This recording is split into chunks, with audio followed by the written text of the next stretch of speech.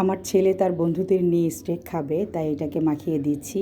রসুনের পেস্ট, লেবুর রস, তারপর গোলমরিচের গুঁড়া আর লবণ দিয়ে এটাকে মাখিয়ে নিচ্ছি। মাখানো হয়ে গেছে, এখন চুলাতে ওরা আগুন ধরিয়ে দিয়েছে।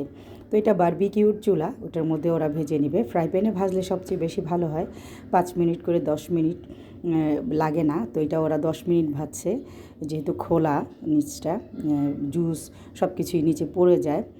তো যার কারণে আমরা যদি ফ্রাই প্যানে ভাজতাম তাহলে 4 মিনিট করে ভাজলে এটা হয়ে যেত। আর যারা একটু কাঁচা কাঁচা খেতে চায় তারা 3 মিনিট, এপিঠ 3 মিনিট, ওপিঠ 3 মিনিট, ব্যাস হয়ে যাবে স্টেক।